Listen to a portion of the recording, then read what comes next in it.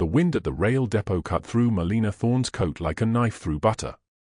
5 in the morning, January cold, and the freight car door handle was slick with frost. She pried it open with stiff leather gloves, her breath white clouds in the lamplight. Inside, curled against a pile of burlap sacks, lay a child. A boy, maybe 7, his lips tinged blue. Pinned to his coat collar was a scrap of paper, one word scrawled in charcoal: unwanted. Melina lifted him. He weighed nothing.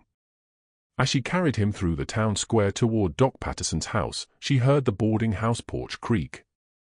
Silas Merrick's voice, low to the merchant beside him, old fool playing hero again. Doc met her at the door, took one look, and said, pneumonia. He needs $18 worth of laudanum. Melina had 9. Doc Patterson's kitchen smelled of old coffee and carbolic acid.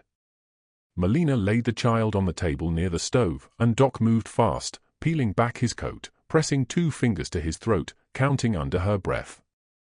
The stove's iron belly ticked as it heated, and Melina heard the boy's breathing, shallow and wet. He's been out there hours, Doc said. She mixed laudanum with honey in a tin cup, tilted his head back, got 3 spoonfuls down his throat before he coughed. Maybe all night. Melina pulled 3 silver dollars and 6 coins from her pocket, laid them on the counter. $9.40. Doc glanced at the money, then at Melina. Keep it. You'll need it for food. Can't take charity. Document. It ain't charity if I'm deciding. Doc wrapped the boy in a wool blanket, settled him near the stove. He'll need watching. Fever's going to spike before it breaks. Melina stood there, hat in her hands, feeling the weight of 58 years and no clear answer. The boy's face was small, dirt-smudged, his hair, copper-colored where it wasn't matted, reminded her of something she couldn't name. Then he hummed, faint, half-conscious, a tune she hadn't heard in 3 years. Her husband Benjamin's lullaby, the one he used to sing while mending fences. Melina, Doc said quietly. You hear that? Melina nodded. Didn't trust her voice. Might be coincidence. Might be. But it wasn't, and they both knew it. By morning, the boy was breathing easier. Doc had kept him through the night, and Melina had ridden back to her ranch in the dark. 5 miles of frozen road and too many thoughts. When she returned at dawn, Doc had him sitting up, sipping broth. He's got a name, Doc said. Asked him twice. Says it's Ezra. Melina crouched by the chair. Ezra, I'm Melina. You're safe now. He looked at her with eyes the color of summer sky. Benjamin's eyes, she realized with a jolt. Where's Mama? The question sat in the room like a stone. Melina didn't have an answer that wouldn't break something. Don't know, child.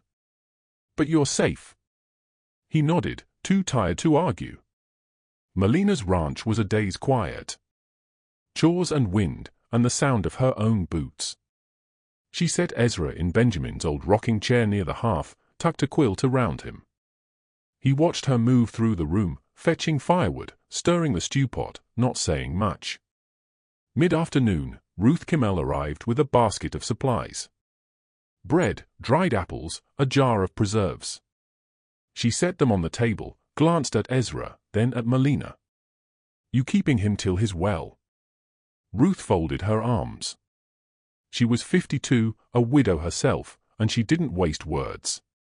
County assessors coming in March. Family continuity review. Melina frowned.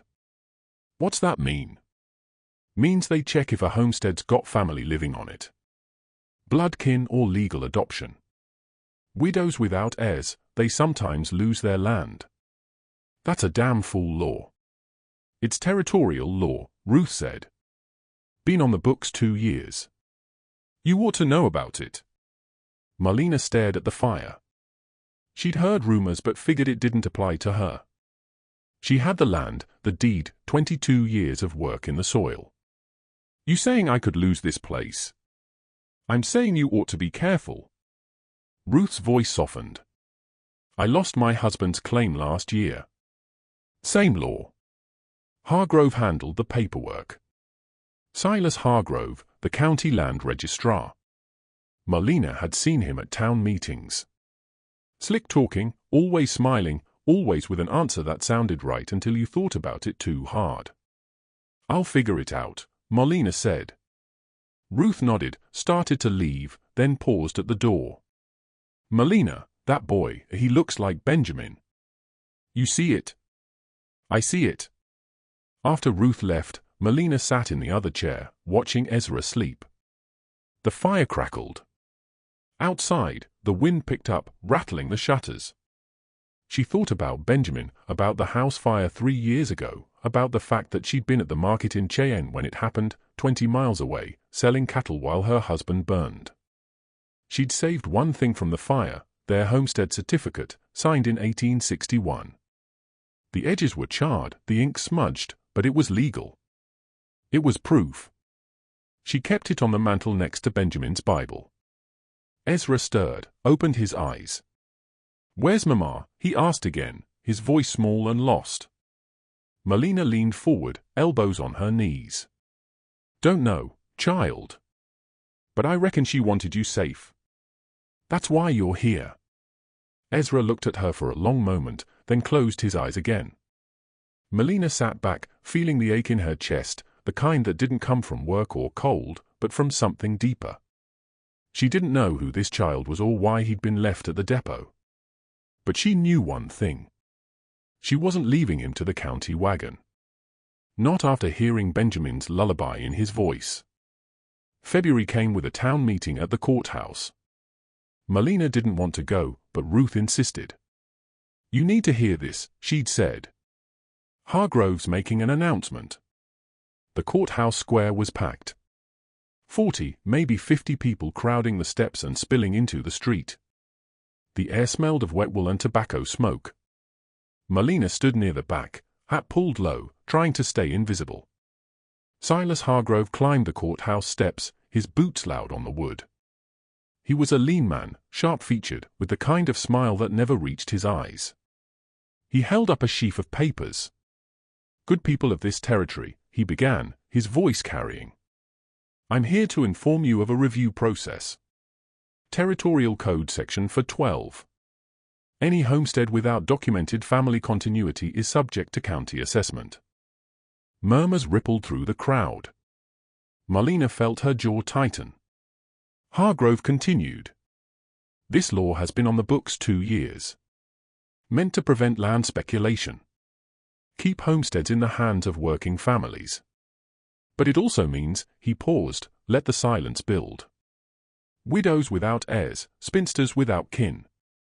They got to prove family residency. Blood relation or legal adoption. Otherwise, the land reverts to county control." A voice from the crowd: "What happens to the land?" "Gets resold. Fair auction. Revenue goes to territorial development." Melina's stomach turned. Fair auction. That meant Hargrove's friends, the railroad investors, the men with money. Hargrove shuffled his papers. Already processed 3 cases last year. Benjamin Hollis lost his claim in June. Samuel Turner, August.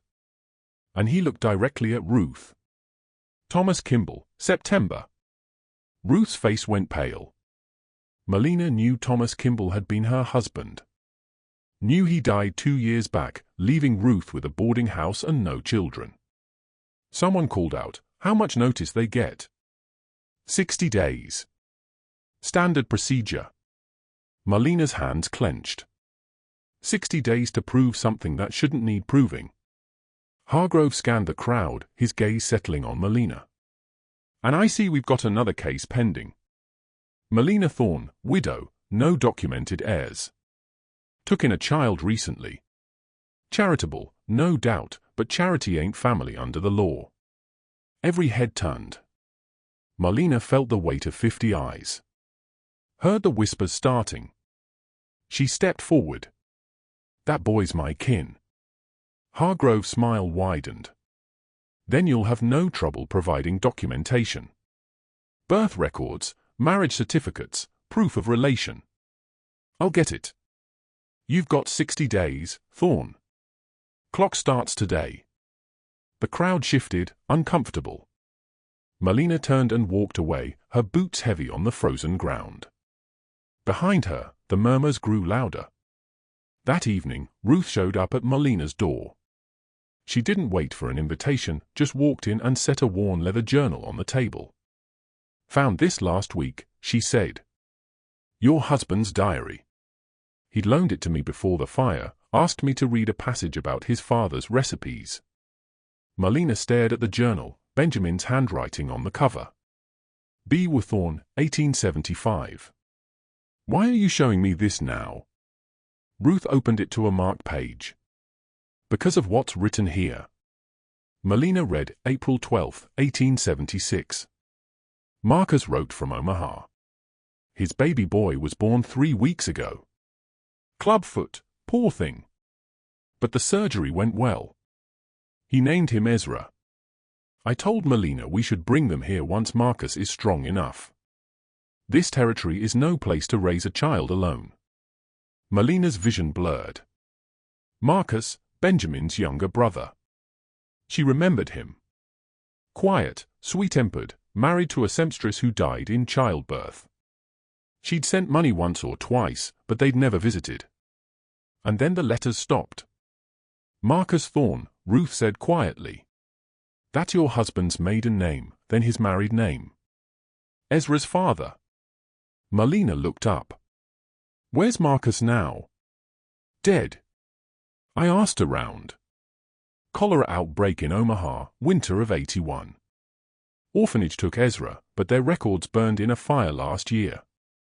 Melina felt something crack open in her chest. Ezra wasn't some random child left at the depot. He was Benjamin's nephew. Her nephew. Why didn't Benjamin tell me?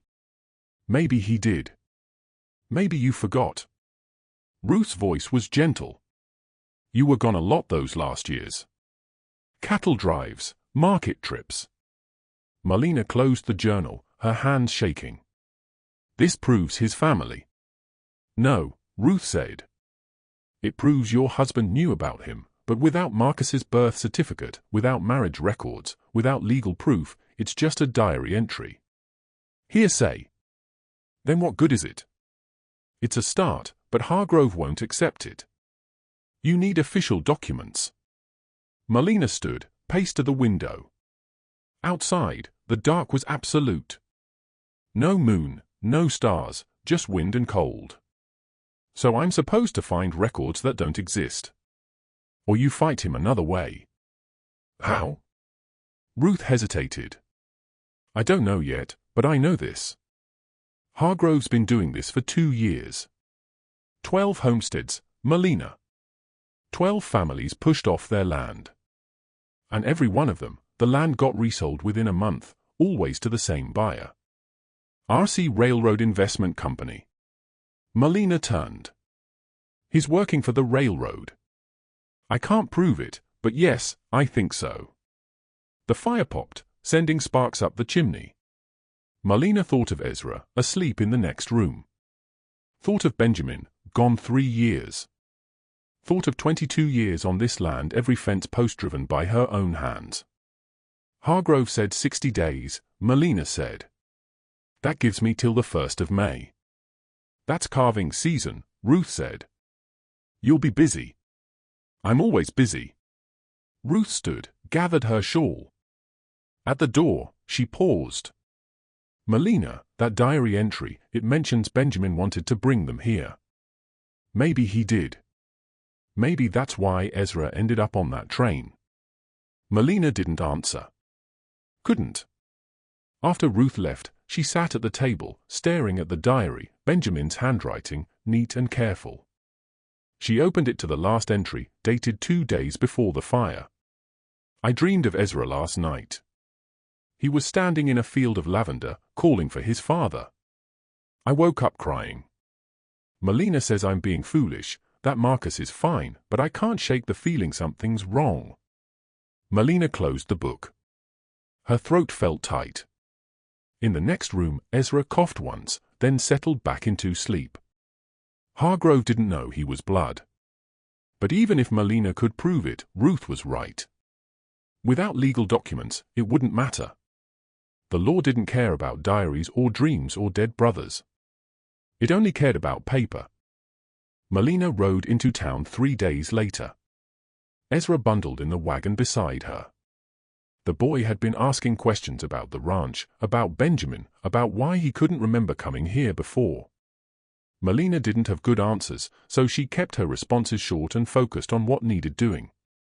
Doc Patterson's office sat above the apothecary, a narrow staircase leading up from the street. The smell of camphor and iodine hung in the air. Melina knocked, heard Doc's voice. "It's open." Inside, the office was cramped but orderly. Shelves lined with jars and ledgers. A desk covered in papers. An examining table by the window. Doc looked up from her work, saw Ezra, and smiled. "How's the patient?" "Better," Melina said. "Cough's mostly gone." Doc gestured for Ezra to sit on the table. She checked his breathing, looked at his throat, asked him to stick out his tongue. "You're a strong one," she said. "Most children, that pneumonia would have taken them." Ezra swung his legs, watching her with curiosity. "My mama said doctors smell like medicine." Doc chuckled. "Your mama was right." She glanced at Melina. "Can I speak with you a moment?" "Alone?" Melina nodded. "Ezra, wait here. Don't touch anything." They stepped into the back room where Doc kept her records. Filing cabinets lined the walls, each drawer labeled by year. Doc pulled open the one marked 1875 to 1877, flipped through folders. "After Ruth told me about the diary," Doc said, "I started thinking. I delivered babies in Omaha for 2 years, 74 through 76. Worked at the clinic on Porter Street." She pulled out a folder, opened it.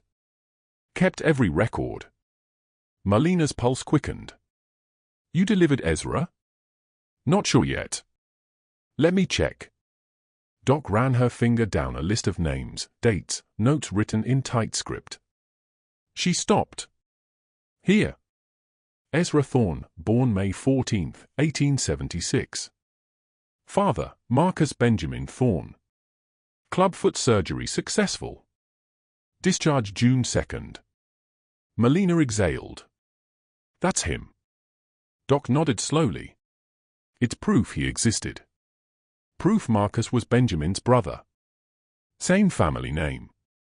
But she closed the folder. "I'll need a judge's permission to present this in court.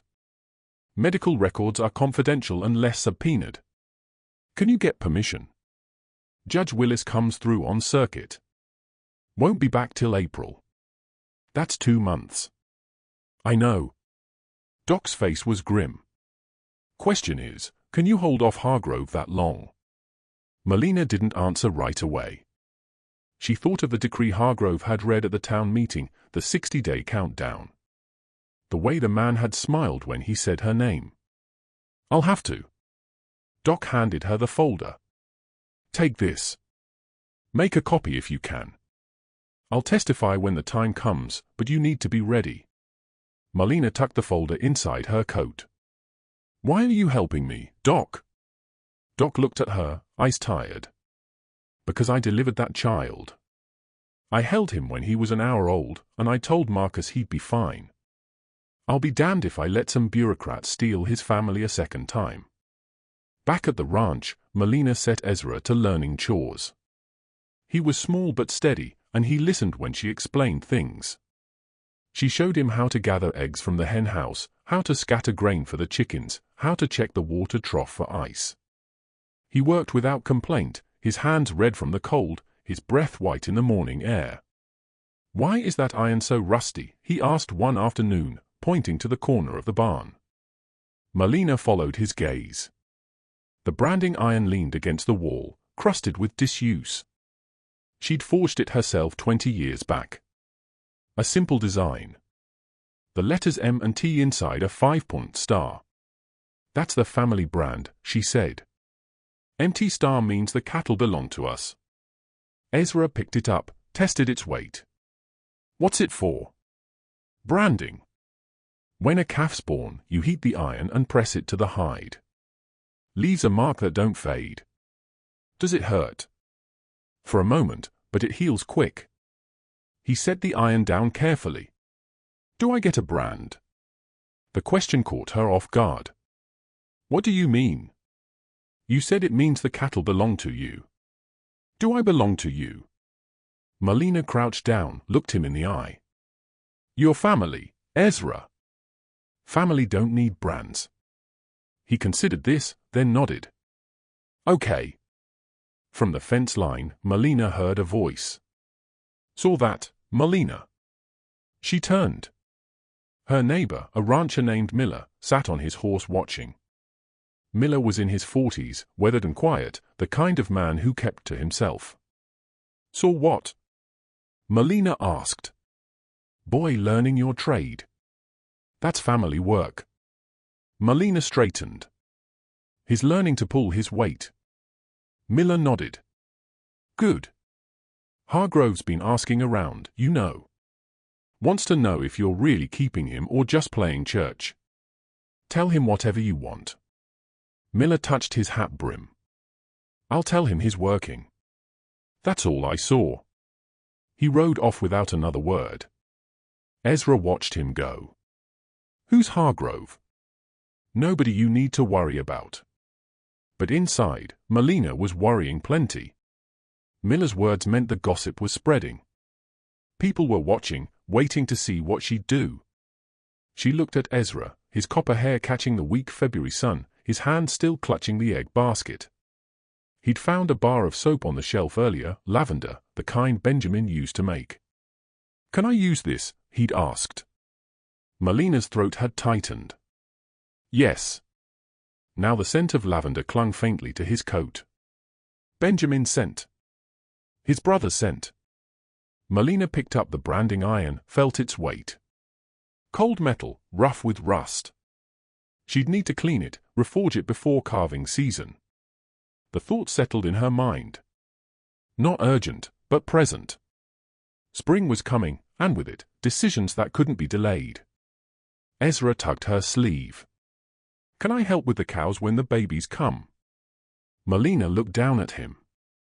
This child who'd been thrown away, who hummed Benjamin's lullaby without knowing why, who asked questions that cut straight to the bone. Yes, she said. You can help. Behind them, the wind picked up, carrying the smell of thawing earth and distant rain. Winter wasn't done yet, but it was loosening its grip. Melina just hoped 60 days would be enough. Mid-March came cold and mean. Melina rode into town for supplies, leaving Ezra with Ruth for the afternoon. The courthouse square was busier than usual. Wagons lined up at the mercantile, horses tied to the rail, people clustered in groups talking low. Then Melina saw it. Nailed to the courthouse door, a poster the size of a saddle blanket. Black ink on white paper. Official county seal at the top. Abandonment decree. Notice of forfeiture review. Melina dismounted, walked closer. Her name was at the top of the list. Melina Thorne, Homestead Parcel 47B. Charges, no documented family continuity per Territorial Code 504-12. 60-day notice expires May 1, 1883. Failure to provide blood relation or legal adoption papers results in homestead forfeiture and county resale. Below her name were two others, widows she knew from church. People gathered behind her. Melina heard boots on the boardwalk, the scrape of a match, low murmurs. Then Hargrove's voice, smooth and loud. Afternoon, Thorne. Melina turned. Hargrove stood on the courthouse steps, flanked by two men she didn't recognize. Railroad types by the look of their coats. Didn't think you'd post it public, Melina said. Hargrove smiled. Transparency is important. People got a right to know which homesteads are under review. That boy's my husband's nephew. Then prove it. Hargrove descended the steps, stopped 3 feet from Melina. Birth records, marriage certificates, legal documentation. That's all the law requires. Melina's jaw clenched. I'm working on it. You've got 6 weeks. After that, Hargrove gestured to the poster. The land goes to auction. Marshall Cross stepped out of the crowd. He was a lean man, early 50s, with a grey mustache and eyes that missed nothing. Hargrove. This seem right to you? Woman works land for 22 years, suddenly she's got to prove her own family. Hargrove's smile never wavered. I don't make the law, Marshall. I enforce it. Convenient how it's always widows and bachelors you're enforcing it on. Those are the cases that require review. Hargrove turned back to Melina. Mrs. Thorne, if you'd like to avoid the public process, I'm authorized to negotiate. Sign the land over now, I'll drop the case. You'd even get a settlement. $500. Melina's fists clenched. $500 for land worth 10 times that. I ain't signing nothing. Hargrove shrugged. Your choice. But the clock's ticking. He walked past Melina, his boots loud on the boardwalk. The crowd dispersed slowly. Marshall Cross stayed, arms folded. Melina, you need legal help. Need documents I don't have. Then get them. Or find another way. Cross's voice dropped. I don't trust Hargrove. Never have. But my hands are tied unless I got proof he's breaking the law.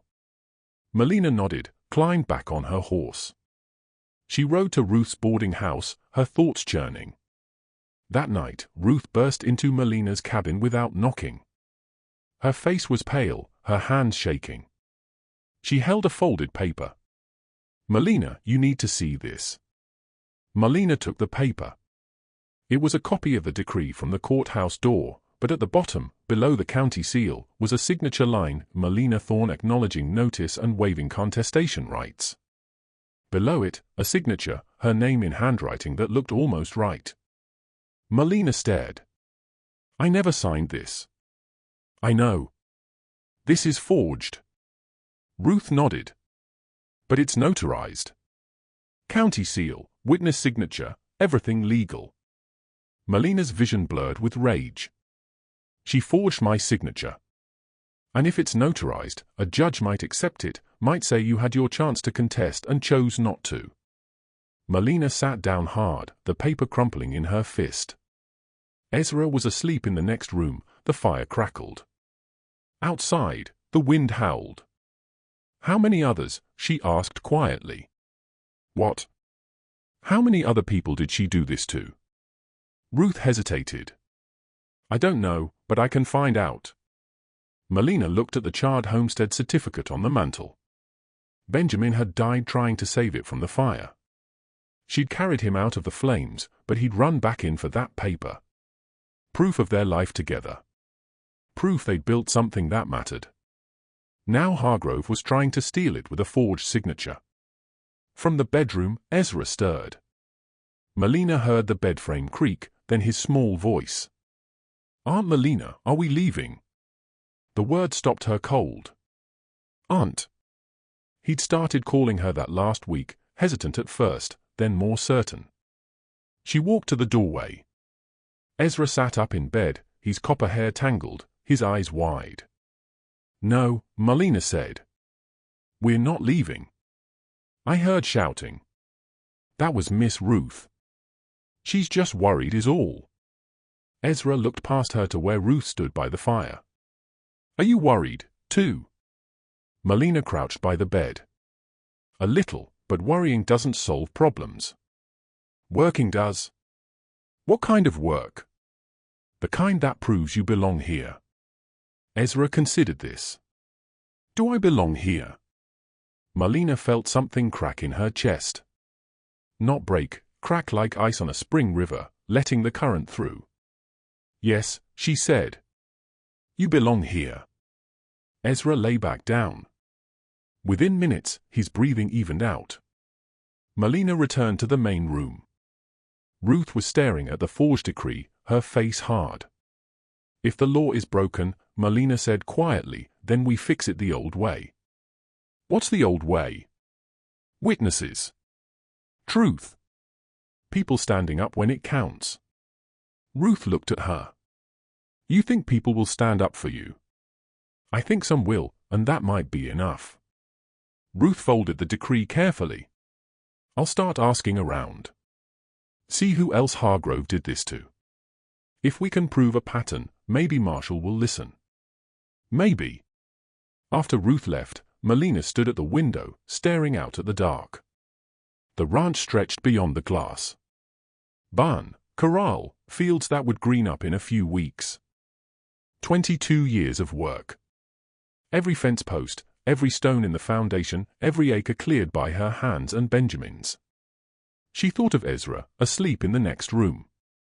Thought of Benjamin, gone 3 years. Thought of Marcus, Benjamin's brother, dying alone in Omaha while his son got sold to a railroad company like livestock. Hargrove thought she could steal this land with paperwork and a forged signature. She was wrong. Melina walked to the mantel, picked up the charred homestead certificate. The edges were black, the ink faded, but the words were still legible. Melina and Benjamin Thorne, 160 acres, granted 1861. She set it back down next to Benjamin's Bible and the rusty branding iron she'd brought in from the barn. The iron needed cleaning, needed reforging before carving season. She'd do it tomorrow. Because if the law said Ezra wasn't family, then Melina would prove it the way her father had taught her, by showing the work, by branding the calves, by standing in daylight, and letting the whole town see what family looked like when it was earned, not just written on paper. Hargrove had 60 days to enforce her decree. Melina had 60 days to prove her wrong. She turned down the lamp, checked the fire, and sat in Benjamin's old rocking chair. Outside, the wind rattled the shutters. Inside, the cabin settled into silence. In the dark, Melina whispered, I won't let her take it, Benjamin. I promise. The fire popped once, sending sparks up the chimney. And in the next room, Ezra hummed softly in his sleep, Benjamin's lullaby, note for note, like he'd been singing it all his life. Ruth's boarding house kitchen smelled of fresh biscuits and lye soap. Melina arrived before dawn, hat in hand, to find Ruth already awake. 3 townswomen sat at the table with coffee cups. She recognized them, Mrs. Brenner, whose husband had died in a mining accident, Mrs. Yates, a spinster who ran the schoolhouse, and young Sarah Miller, the neighbor's daughter. Ruth gestured to an empty chair. Sit. We've been talking. Melina Saturday. The women watched her with expressions she couldn't quite read. Determination maybe, or quiet anger. After you left last night, Ruth said, I started thinking. Hargrove's been doing this for 2 years. 12 homesteads, all widows or widowers, all resold within a month. She pushed a piece of paper across the table. I made a list. Melina scanned the names. Some she knew, others were strangers. My husband's name is on that list, Mrs. Brenner said quietly. Lost our claim in '79. Hargrove said we didn't have family continuity. I had 3 children, Melina. 3. But they were all under 10, and she said that didn't count. Needed adults. That's a damn lie, Melina said. It's the law, or how she interprets it. Mrs. Yates leaned forward. We can't prove she forged anything on our cases. Too much time's passed. But we can testify about yours. Melina frowned. Testify to what? That Ezra lives with you. That he works your ranch. That he's part of your household. Ruth tapped the table. It's not blood proof, but it shows intent. Judges respect community vouching. Won't hold up in court without documentation. Maybe not, Ruth said. But it'll show Hargrove we're watching, that we're not afraid of her. Melina looked at the women, tired eyes, worn hands, faces that had seen loss and kept going. You'd risk that? Standing up against her? Mrs. Brenner's voice was steel. She took my land, Melina. I got nothing left to lose. Ruth pulled out a stack of papers already written in careful script. Affidavits. Witness statements. I need signatures. She handed one to each woman. Says you've observed Ezra Thorne at Melina's ranch, participating in family labor, residing as kin. Mrs. Yates signed without hesitation. So did Sarah Miller. Mrs. Brenner paused, pen hovering, then wrote her name in firm strokes. Ruth looked at Melina. I'll get more. 20, 30 if I can. Won't win your case, but it'll make Hargrove sweat. Melina's throat felt tight. Why are you doing this? Because my husband believed in community, Ruth said quietly. And because if we don't stand up now, we'll all lose our land eventually. One by one, till there's nothing left but railroad money and Hargrove's smile. One of the women whispered, my husband lost our claim to Hargrove last year. I believe you, Melina. Melina nodded, unable to speak. Outside, the first light touched the eastern hills. Melina rode home through cold air that smelled of thawing mud and distant rain. Spring was coming, slow but certain. At the ranch, she found Ezra in the barn trying to lift a hay bale twice his size. He dragged it halfway across the floor before giving up. What are you doing? Melina asked. Helping. He wiped his hands on his pants. You said family pulls their weight. Melina crouched beside the bale, showed him how to cut the twine and scatter the hay by armfuls instead. He watched, then copied her movements, his small hands working steadily. Aunt Melina, what's branding for? She glanced at the iron, still leaning in the corner. Told you, it marks the cattle. But why? So everyone knows they're ours. So if they wander, people bring them back. So if someone tries to steal them, we got proof. Ezra tilted his head. Do people steal cows? Sometimes. Do people steal land? The question hit harder than it should have. Melina straightened, brushed hay from her pants. They try. Is someone trying to steal ours? Melina looked at him. This 7-year-old boy with Benjamin's eyes and Marcus's copper hair, standing in a barn that might not be hers in 6 weeks. Yes, she said. But I'm not letting them. How do you stop them? By showing them we're family. By doing the work. By proving it in front of witnesses. Ezra nodded slowly, like he was working through a puzzle. When do the baby cows come? Calving starts in April. First one's usually early May. Can I help? Melina hesitated. Calving was hard work, bloody, exhausting, sometimes heartbreaking when a calf didn't make it. But she'd promised. Yes, you can help. That afternoon, they worked side by side, feeding chickens, checking fence posts, hauling water from the creek. The ice was breaking up, chunks floating downstream. The ground beneath their boots was soft, no longer frozen solid. Melina heard thunder in the distance, looked west, saw dark clouds building. Spring storms coming early. We should head in, she said. Ezra looked at the sky. Is it going to rain? Likely. Good. The garden needs it. Melina paused. What garden? The one Uncle Benjamin planted. You showed me where it was. All the flowers are dead, but they'll come back. Melina's chest tightened. She had shown him weeks ago, pointed out the small plot near the house where Benjamin used to grow lavender and sage. She hadn't expected Ezra to remember. Yes, she said quietly. They'll come back. As they walked to the cabin, the first drops began to fall. Cold rain that smelled of earth and new grass. By the time they reached the door, it was pouring. Inside, Melina built up the fire while Ezra dried his hair with a towel. The rain drummed on the tin roof, steady and relentless. Melina thought of Ruth and the women signing affidavits. Thought of Doc's medical records, locked in a cabinet and waiting for a judge. Thought of the branding iron in the barn, rusted but still whole. She had 3 weeks till May 1st. 3 weeks to turn witness statements and old records into something a court would accept. 3 weeks to teach Ezra how to brand a calf in front of a town that would decide if he belonged. The rain fell harder. Melina closed her eyes, listened to the rhythm.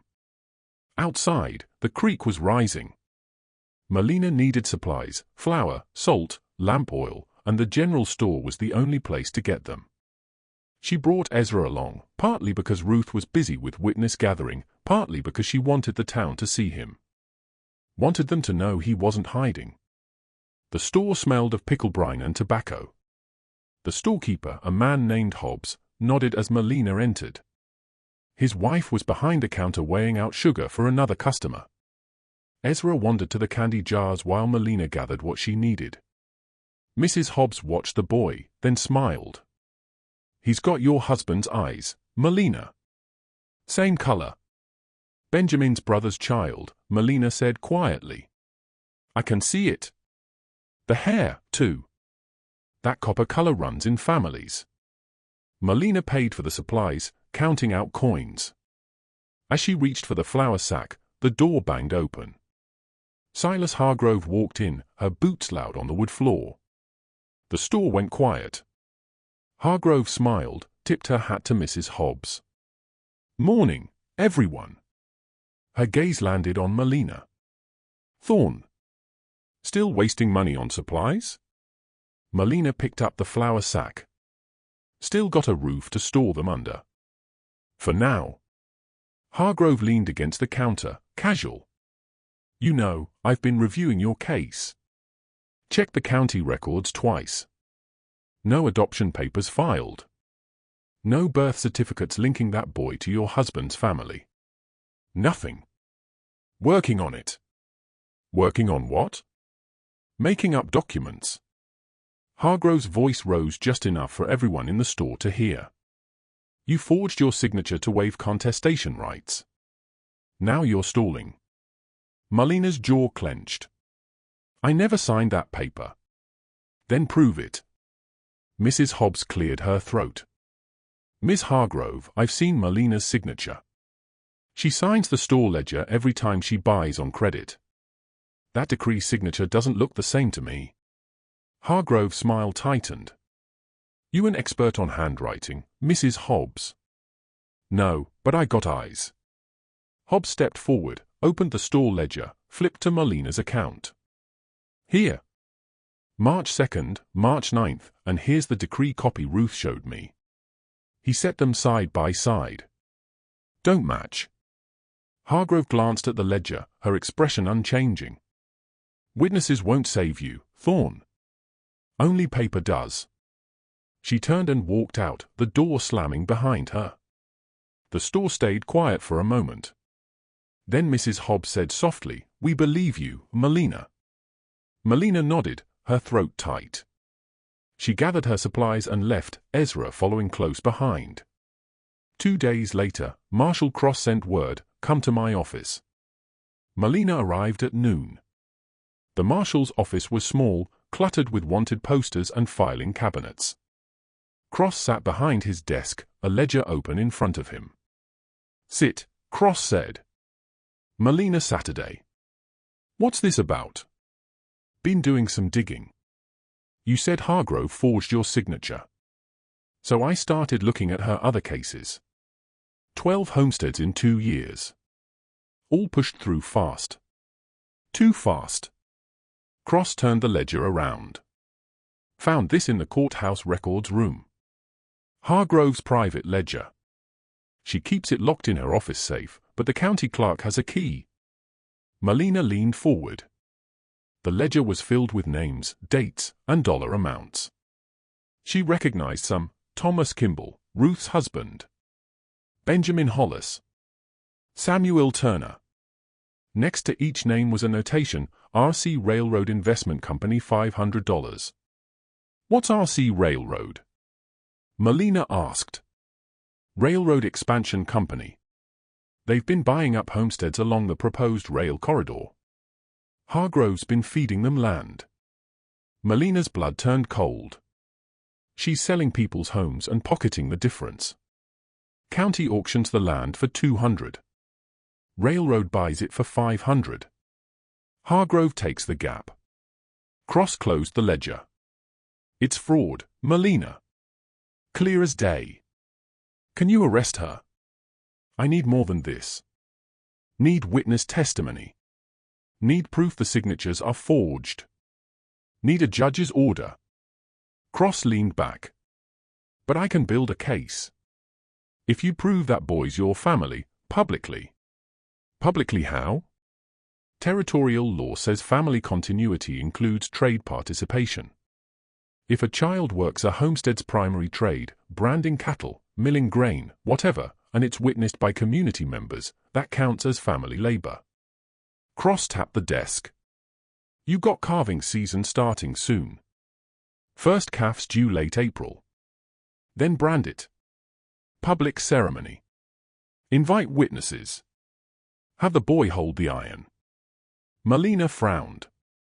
He's 7 years old. I know, but if he can do it, if he can prove he's learning your trade, that's family continuity under the law. Combine that with Doc's medical records, Ruth's affidavits, and this, he tapped the ledger. And I can arrest Hargrove for fraud. Can you stop the May 1st deadline? Cross shook his head. Not without a judge's order. But if you make it to May 1st and prove family publicly, I can file charges the same day. Won't save your land retroactively, but it'll stop her from taking anyone else's. Melina sat back, her mind racing. You're saying the whole town needs to watch. That's exactly what I'm saying. Make it so public she can't challenge it. Make it so obvious even a territorial judge can't ignore it. Melina thought of Ezra. Small hands gripping the branding iron, learning to hold it steady. Thought of the town gathered at her ranch, watching a 7-year-old boy burn a mark into a calf's hide. He can do it, Melina said quietly. You sure? I'll teach him. Cross nodded. Then we got a shot. He stood, offered his hand. I don't like people who steal from widows and orphans, Melina. Let's take her down. Melina shook his hand, felt the weight of the moment settle in her chest. That evening, Doc Patterson arrived at the ranch with a folder under her arm. Heard from the marshal, she said. About the plan. And I'm in. Doc set the folder on the table. Got Ezra's birth record, surgery notes, everything. Judge Willis arrives April 28th. I'll request permission to present medical evidence that day. That's 3 days before the deadline. I know. Cutting it close, but if the marshal arrests Hargrove on May 1st, the judge will have to review the case. Your ceremony gives him reason to pause the forfeiture. Melina opened the folder, saw the neat handwriting. Ezra Thorne, born May 14, 1876. Father, Marcus Benjamin Thorne. Proof. Real, documented proof. Why are you risking this, Doc? Melina asked. You could lose your license if Hargrove retaliates. Doc's face was grim. Because I delivered that child. I held him when he was an hour old. I told his father he'd be fine. She paused. I'll be damned if some county clerk steals his family twice. After Doc left, Melina sat at the table, staring at the birth record. Outside, the night was clear, stars scattered across the sky like seeds. She heard Ezra moving in the next room, then his voice. Aunt Melina, can I ask you something? Come here. He padded out in his nightshirt, bare feet on the cold floor. Melina pulled him onto her lap. What is it? When I brand the calf, will it hurt the calf? For a moment, but it heals. Will people be watching? Yes. Why? Melina looked at him, this child who'd been thrown away and found, who carried Benjamin's blood in Marcus's name. Because sometimes people need to see the truth to believe it. Ezra nodded, his small face serious. I won't let my hand shake. I know you won't. He rested his head against her chest, and Melina felt the weight of his trust, absolute, unearned, terrifying. Outside, a coyote howled. The stars wheeled overhead, and somewhere in town, Hargrove was likely planning her next move. But Melina had a plan, too. May 1st was coming, and when it did, the whole territory would see what family looked like when it was earned in fire and witnessed in daylight. April 28th arrived cold and wrong. The sky hung low and grey, and by noon, snow was falling. Thick, wet flakes that shouldn't exist this late in spring. Melina stood on the porch watching the storm build, feeling the temperature drop. A blizzard. 3 days before May 1st. She heard wagons on the road, neighbors heading somewhere in a hurry. The millers passed first, their wagon loaded with supplies. Melina raised her hand, expecting a wave back. They looked straight ahead. Didn't slow down. 10 minutes later, the Johnsons came through. Same thing, eyes forward, no acknowledgement. Then the Brenners. Mrs. Brenner, who'd signed Ruth's affidavit, sat rigid in the wagon seat. Her son drove. When they passed Melina's fence line, the boy turned his head away. Melina felt something cold settle in her gut. Ezra came out wrapped in Benjamin's old shawl. Why won't they wave? Don't know. Are they mad at us?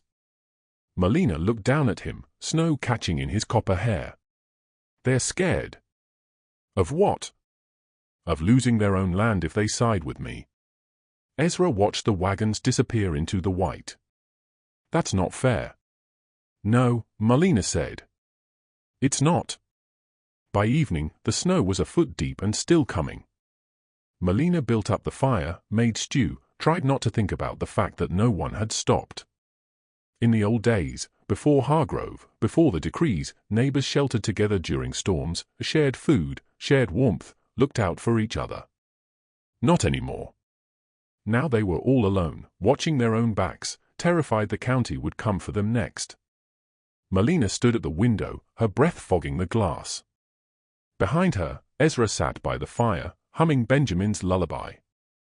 Aunt Melina, he said quietly. What if we can't do it? Can't do what?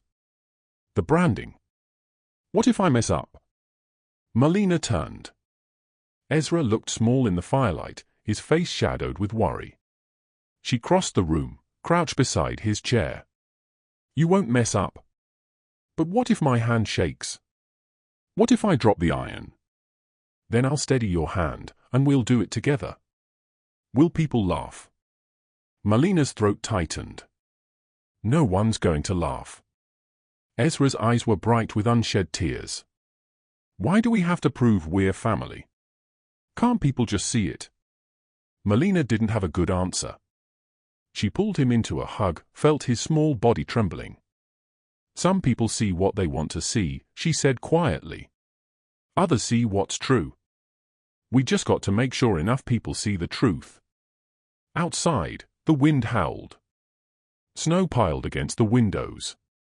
The cabin felt small and fragile, like it might blow away. Melina held Ezra until he stopped shaking, until his breathing evened out. Then she carried him to bed, tucked him in, and sat beside him until he fell asleep. When she returned to the main room, she looked at the branding iron leaning against the wall. Tomorrow she'd take it to the blacksmith, get it cleaned, reforged, sharpened. Tomorrow, if the storm passed. April 29th dawned clear and bitter cold. The storm had blown through, leaving the world white and silent.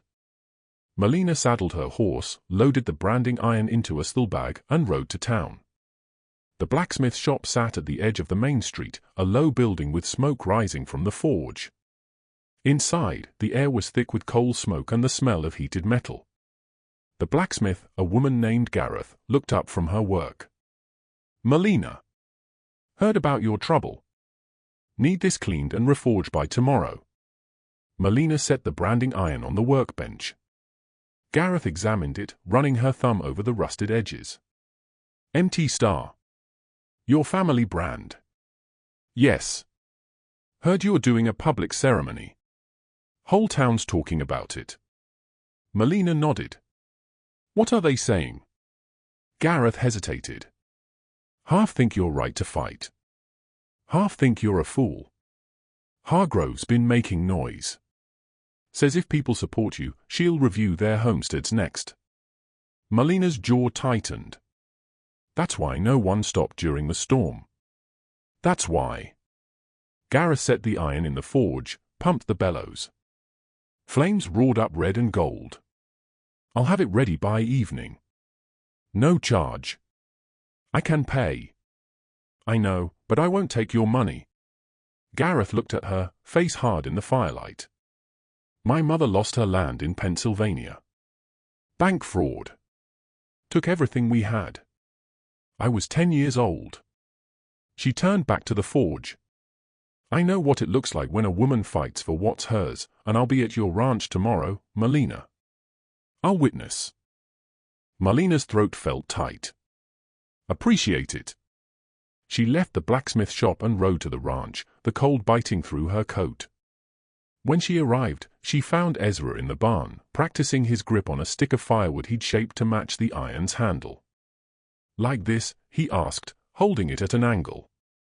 Melina adjusted his hands. Thumb here, fingers spread. Keep your wrist steady. He practiced the motion, lowering the stick to an invisible calf, holding it firm, then lifting it away. Over and over, his face serious with concentration. When you press the iron, Melina said, you got to say the words. Empty star, this is my family's mark. Ezra repeated it. Empty star, this is my family's mark. Louder, so everyone hears. Empty star. This is my family's mark. Good. Now remember, the iron's going to be hot. You'll feel the heat through the handle, even with a glove. Don't be scared of it. Just press firm and count to 3. Then lift straight up. What if the calf moves? I'll hold it steady. You just focus on the iron. Ezra nodded, gripped the stick tighter. Aunt Melina, what happens if they say I'm not family even after we do this? Melina crouched down, looked him in the eye. Then we fight in court, and we keep fighting until they listen. But you said the law's broken, Ezra. But people ain't. Not all of them. Some will stand with us, and that'll be enough. Ezra studied her face, searching for doubt. Melina made sure he didn't find any. Okay, he said finally. I'm ready. That evening, Melina rode back to town and collected the branding iron from Gareth. It gleamed in the lamplight, cleaned and sharpened, the empty star clear and bold. Tomorrow morning, sunup, Gareth said. I'll be there. Melina nodded, tucked the iron into her saddle bag, and rode home through the dark. The stars were bright overhead. The air smelled of wet earth and new grass, and somewhere in the distance, a calf bawled, early, eager, ready to be born. Melina thought of Ezra practicing his grip in the barn. Thought of Ruth and her affidavits, thought of Doc's medical records and Marshall Cross's ledger. Tomorrow they'd find out if any of it mattered. Tomorrow the whole territory would watch a 7-year-old boy prove he belonged, and Hargrove would either back down or double down. Melina was betting on the latter. She touched her heels to the horse's flanks, urged her faster. The ranch lights appeared in the distance, warm and steady in the dark. Inside, Ezra would be asleep by now, dreaming maybe of calves and branding irons and a life that wasn't his by birth, but by choice. Melina rode through the gate, dismounted, and carried the branding iron into the barn. Tomorrow. Everything came down to tomorrow.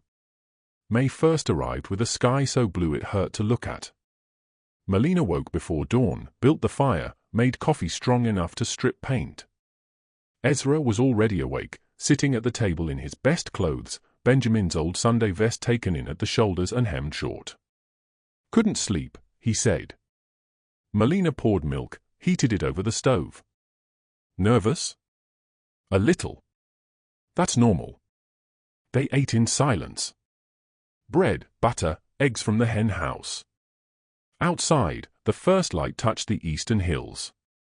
Melina heard wagons on the road, voices carrying in the still air. People were coming. By the time Melina and Ezra reached the corral, 30 people had gathered. Ruth stood near the fence, her arms folded. Doc Patterson was beside her, holding her medical folder. Gareth the blacksmith leaned against a post, her face set. Mrs. Hobbs from the general store. Mrs. Yates from the schoolhouse. Neighbors Marlena knew and some she didn't.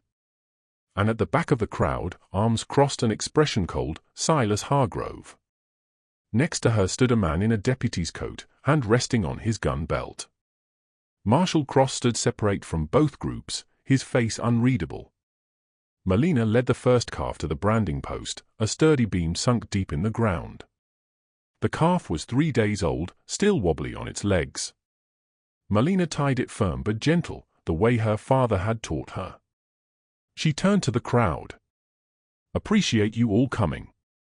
This is a family matter, but territorial law says it needs witnesses." She gestured to Ezra. "This is Ezra, my husband's nephew. He's learning the trade. Same as any child learns their family's work." Hargrove's voice cut through the morning air. "This is fraud, Thorne. That boy's not blood family." Doc Patterson stepped forward. "Actually, he is." She opened her folder, held up a document. Birth record. Ezra Thorne, born May 14, 1876. Father, Marcus Benjamin Thorne. I delivered him myself in Omaha. The crowd murmured. Hargrove's face darkened. "That doesn't prove relation to Thorne." Doc pulled out another paper. "Marcus Benjamin Thorne, Benjamin Thorne's brother.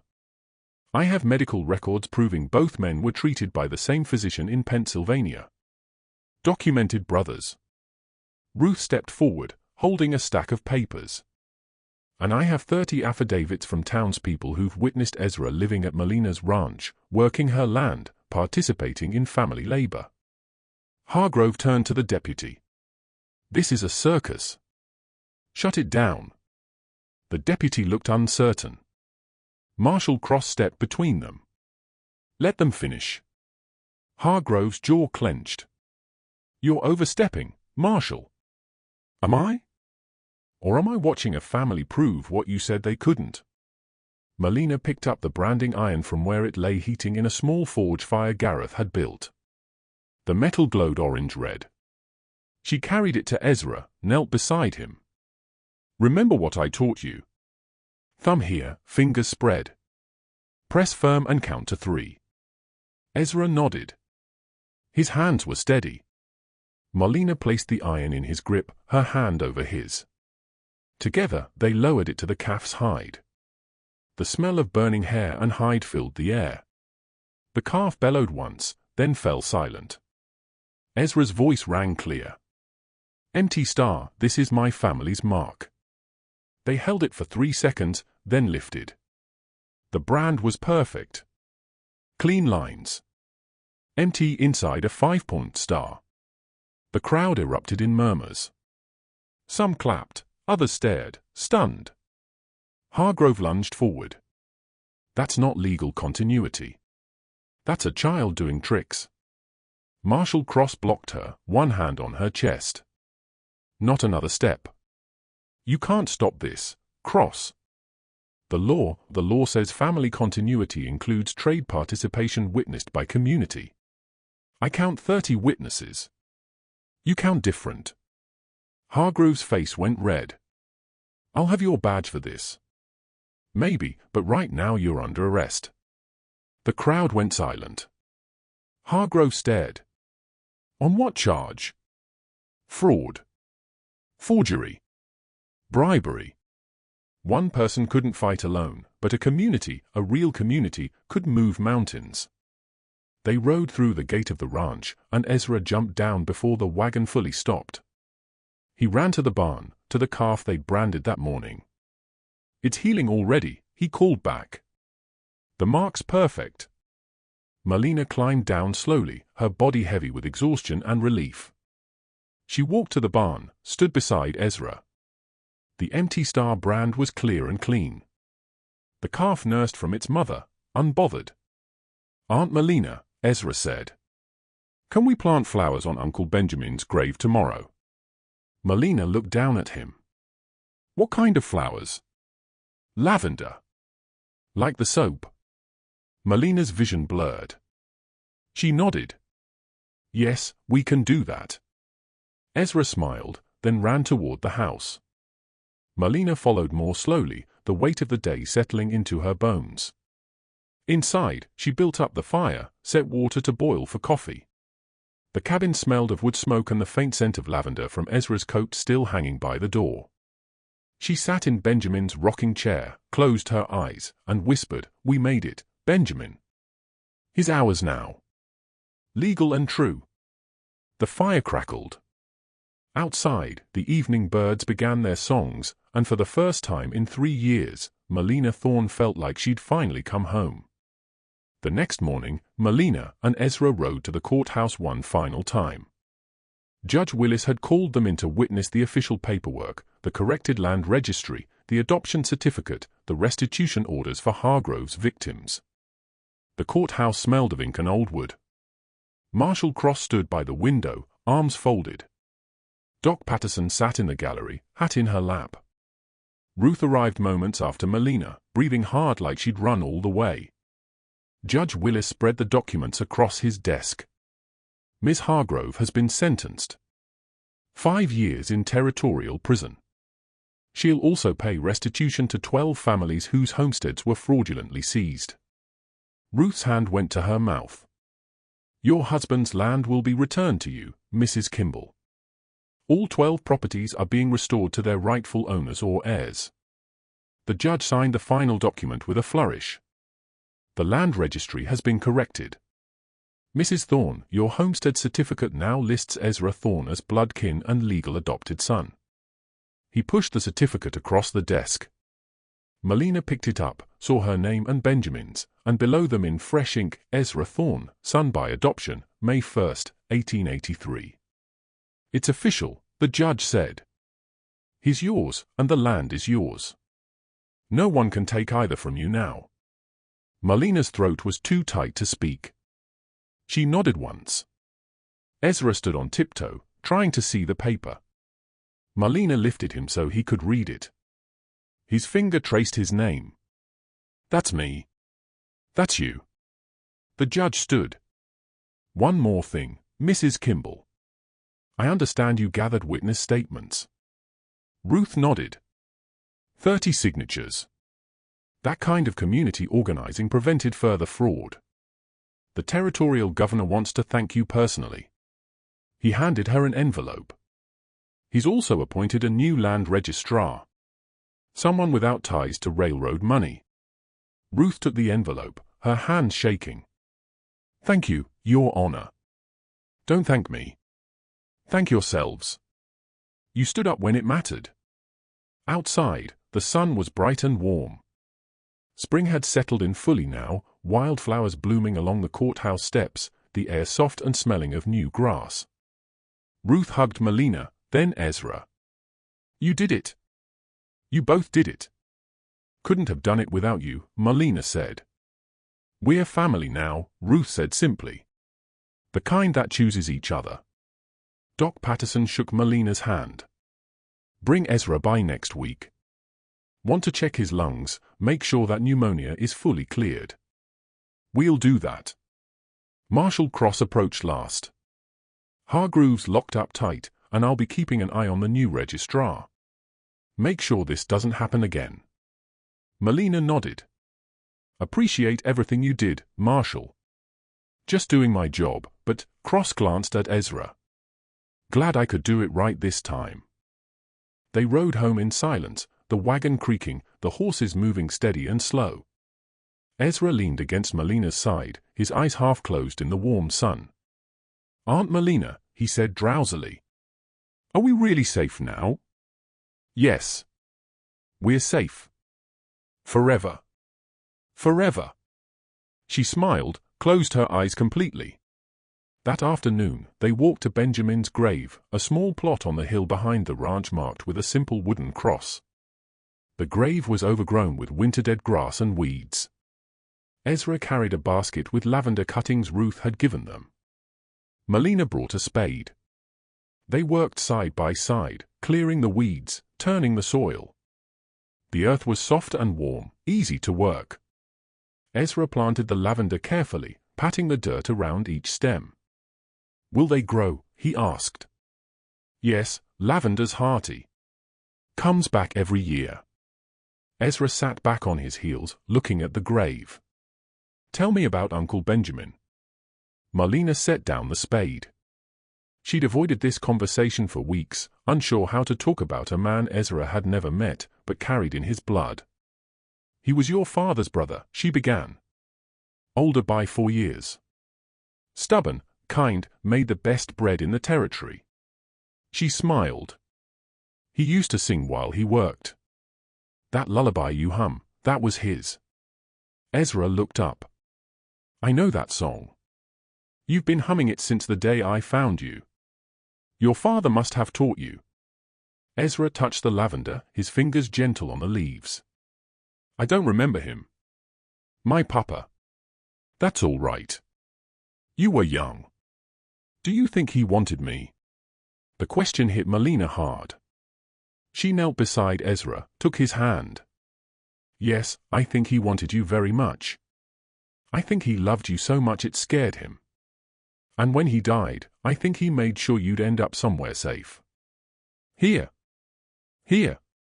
Ezra leaned against her. I'm glad I came here. So am I. They sat in silence, the sun warm on their backs, the lavender already starting to smell faintly sweet.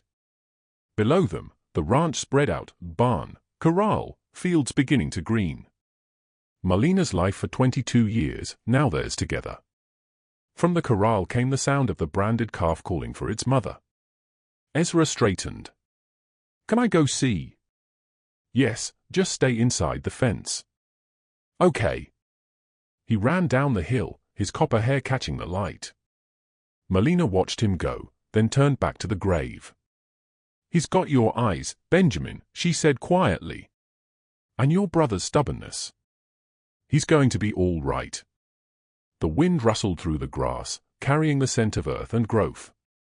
Marlena stood, picked up the spade, and walked down the hill. At the corral, Ezra had climbed onto the fence, watching the calf nurse. He waved when he saw her. Marlena waved back. That evening, they ate dinner on the porch. Bread, cheese, cold chicken from Ruth. The sky turned orange and pink, the kind of sunset that made everything look possible. Ezra sat on the porch steps, humming Benjamin's lullaby. Marlena sat in the rocking chair, whittling a piece of wood, a toy horse for Ezra, though she hadn't told him yet. Aunt Marlena, he said. When do the next baby cows come? Few weeks. We'll have 10, maybe 12 calves this season. Can I help with all of them? Everyone. Ezra smiled, hugged his knees. Good. The sun dropped below the hills. Stars began to appear, faint at first, then brighter. Marlena set down her knife, looked at the boy on her porch. This child who'd been thrown away and found, who'd learned to hold a branding iron steady, who'd proven in front of 30 witnesses that family wasn't just blood. It was choice. It was work. It was standing in the fire and saying, this is mine, and I'm keeping it. Ezra, Marlena said. Come here a minute. He climbed onto her lap, settled against her chest. Marlena wrapped her arms around him, felt his small heartbeat, steady and strong. I want you to know something, she said. You're wanted. You hear me? You're wanted and you're loved and you belong here. Ezra looked up at her, his eyes, Benjamin's eyes, bright in the fading light. I know. Good. Don't ever forget it. I won't. They sat together as the stars came out. As the night sounds began, crickets, distant coyotes, the soft lowing of cattle settling down. The air smelled of lavender and warm earth and wood smoke. Marlena thought of the note pinned to Ezra's coat that frozen January morning, one word, unwanted. She thought of how wrong that word had been. How a single piece of paper, a single cruel act could be undone by 30 witnesses and a branding iron and a woman who refused to walk away. The land was theirs. The family was real. The past was settled. And the future? Well, the future was whatever they made it. Marlena closed her eyes, held Ezra close, and let the night settle around them like a blanket. They were home. They were family. And that was enough. 20 years later, I still think about that morning at the rail depot. The frost on the door handle, the weight of a child who should have died but didn't. The note that said unwanted, like a person, could be summed up in one word. Hargrove thought land was just dirt and dollars. Didn't understand that land holds memory. Benjamin's hands planted that first garden. His brother's child saved it from people who'd never worked a day of honest labor in their lives. That's legacy. Some folks asked why I risked everything for one orphan boy. Told them he wasn't an orphan once I knew his name. And even before I knew his name, he was somebody's son, somebody's nephew, somebody worth saving. The law said I needed paper to prove family. But family ain't what's written on certificates. It's what's earned in fire and witnessed in daylight. It's a 7-year-old boy holding a branding iron steady while a whole town watches. It's 30 people signing their names when they could have stayed silent. It's choosing to stand when sitting would have been easier. Ezra is grown now, married, 3 children of his own. Still comes every May Day to brand the new calves. His oldest, Benjamin, named for the uncle he never met, holds the iron the same way I taught Ezra. Steady, sure, like he was born to it. The lavender blooms thick on that hillside grave. You can smell it from the porch on warm evenings. Same scent Ezra's coat carried that frozen January morning. Same scent Benjamin used to wear. I'm old. Land still mine, still Thornland. When I'm gone, it'll be Ezra's, then Benjamin's, then whoever comes after. That's what unwanted becomes when someone gives a damn. Last spring, Ezra brought his grandchildren to the barn, showed them the empty star brand on the wall, told them about the day he proved family ain't blood alone. It's who you'd walk through a blizzard for, who you'd stand beside when the law says stand down, who you'd burn your name next to. I reckon that's enough. The land remembers. The brand holds. And when the lavender blooms each May, I know Benjamin's watching. No, he's proud of what that unwanted child became.